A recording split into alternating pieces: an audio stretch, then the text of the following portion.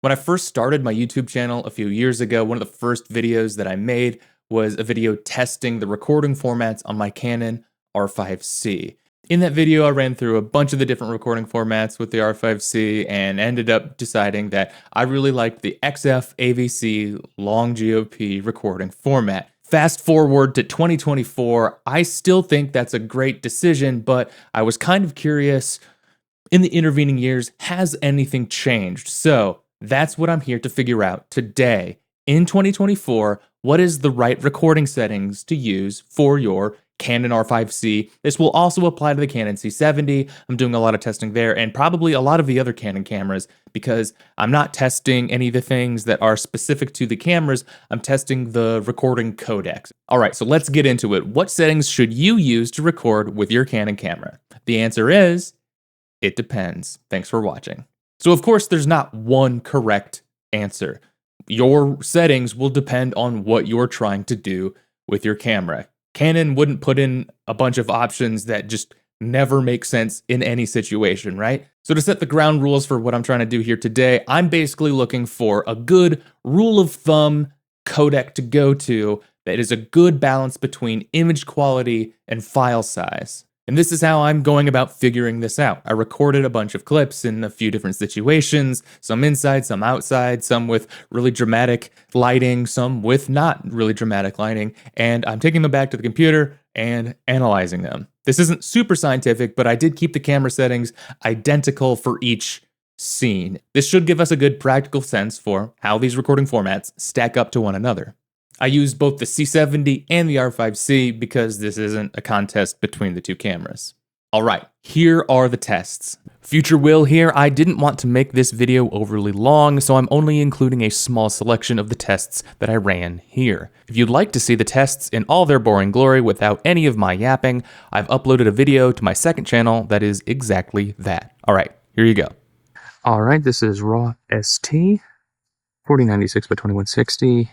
5600 Kelvin, 4 stops of ND, f8, ISO 800, 180-degree shutter speed, C-Log 2, and the lens is at 70 millimeters. This is the Canon RF24-105, because I think this is like my sharpest lens.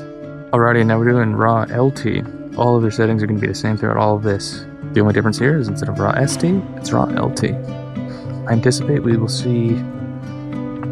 I will see no difference.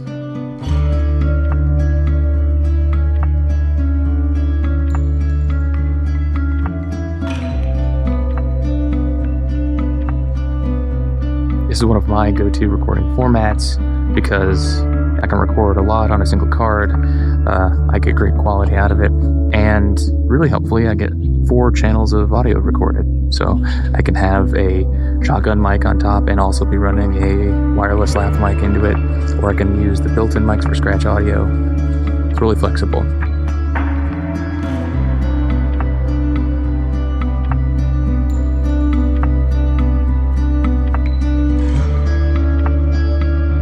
This is my other go-to recording format. This is HEVC. This one's great. I've been using this a lot more recently when I don't need those full 4 channels of audio recording because the HEVC is just a little bit more efficient than the XF AVC, and so that means I can record more on a single card. Probably my go-to for the last year or so, but I'm interested in how it compares like pixel to pixel to the previous codec.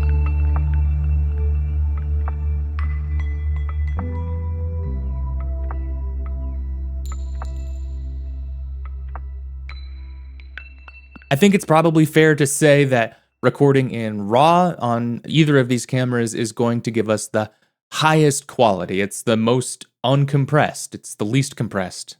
I hope that's pretty uncontroversial. I don't really shoot in RAW though. Even though Canon's RAW LT codec especially is a lot more efficient than like ProRes RAW, I still never really need all that flexibility, and I would much prefer to have a lot more card space.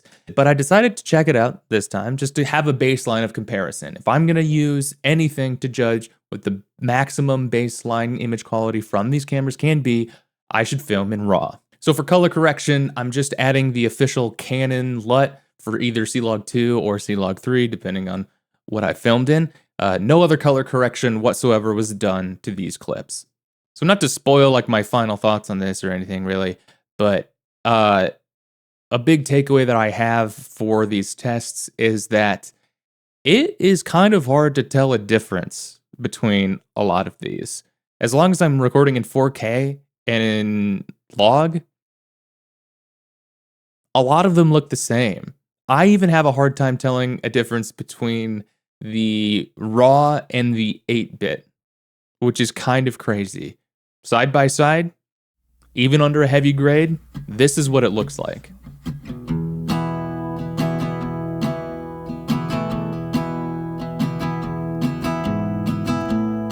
The main thing that I'm noticing in these tests isn't even something that I'm actively comparing. It's that the C70 is a little bit softer than the R5C, and that's something that I think we all knew anyway. In summary, I think I have some good news. While it seemed like this might have been a bit of a complicated video with all of these different settings and configurations, really my takeaway is pretty straightforward. You can't really go wrong with your recording settings on these modern Canon cinema cameras. Nailing your exposure in camera on set is way more important than which settings you choose to record in.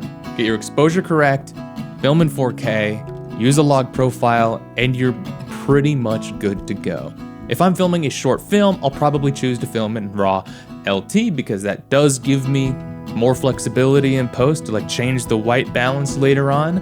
But for the most part, I think I've been doing this right. I've been filming in XFAVC, long GOP, no problems for years. And when I need a little bit more space on my card, I'll film in the HEVC codec. I'll lose those extra 2 channels of audio, but it works just fine. It takes some real pixel peeping to tell a difference between these codecs, and so I honestly think don't worry about it too much. There's your conclusion. How about that?